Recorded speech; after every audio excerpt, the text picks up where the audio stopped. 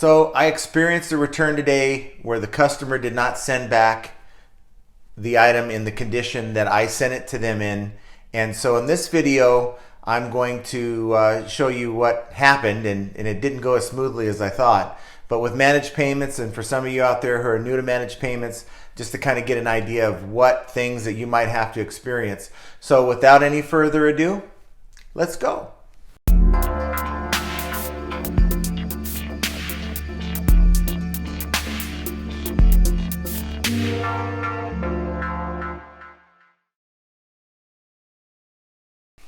So we deal with returns. We all do.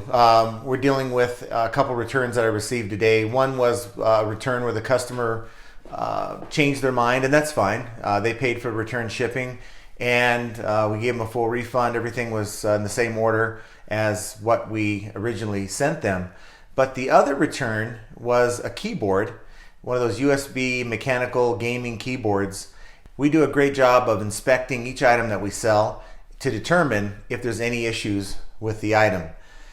In this case, the keyboard was in new condition, powered up fine. It was a nice little keyboard. I just don't like the LED light up keyboards like that. Otherwise, I probably would have kept it for myself.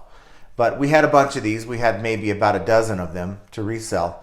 And this is the last one we had to sell.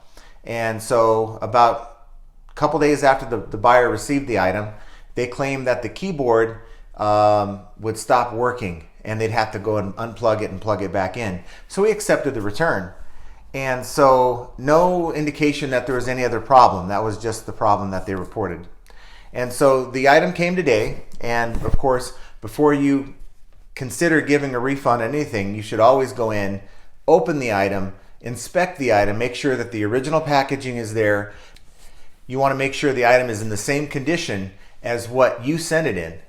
We opened up the packaging, the retail packaging was there, and keyboard looked okay, but we plugged it in, no power. Now the customer's complaint wasn't that it didn't power on, it was that they had to constantly unplug it and plug it back in after a while because it would turn off. I've never heard of such a thing, but it's possible if something's faulty.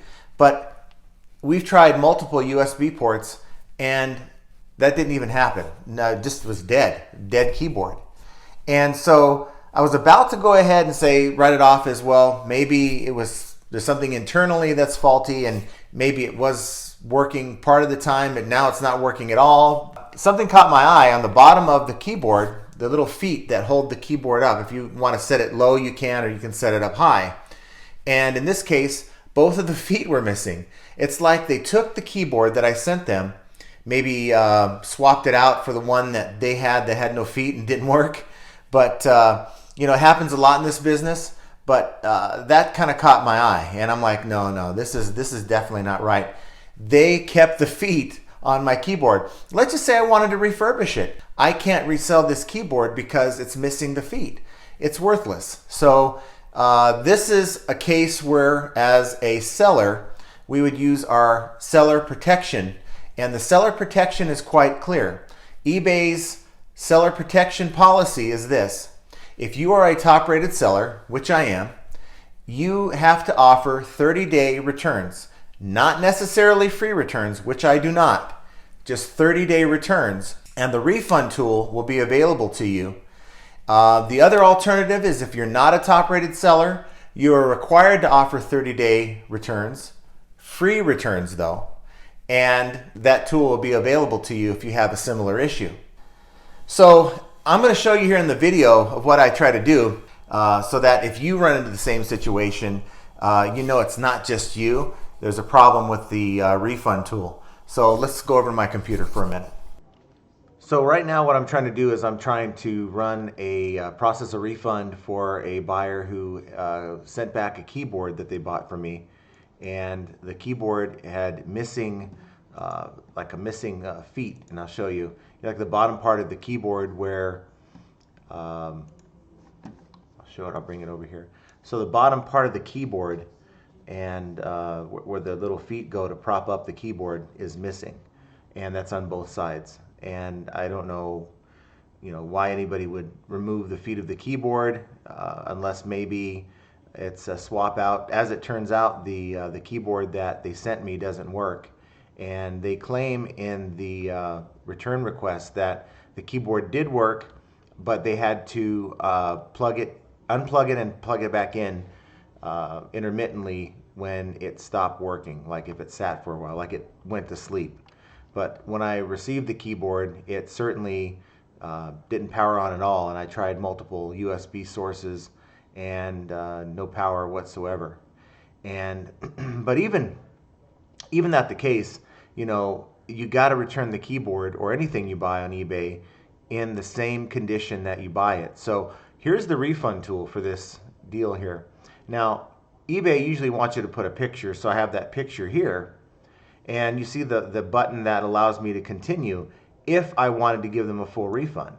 But I want to deduct 50% of the item, and then I'll put item was damaged because they did not, or actually missing parts as well. It's missing parts and therefore it's damaged, and I put a reason there. But as you can see, the next button is grayed out. So now if I take this out and it's back, see, it doesn't want to allow me to, and even if I put, say, less than half, because you're allowed as a top-rated seller offering 30-day returns, free or not, doesn't matter, you can deduct up to 50% when an item is returned in this kind of condition. If you're not a top-rated seller, you have to offer 30-day free returns to be able to have this option. But for me, you know, it doesn't matter. I could put $1 that I could put for the amount, I could put $1, and it doesn't matter. So it's not allowing me to use the tool as intended, and I'm currently waiting for a call back from eBay.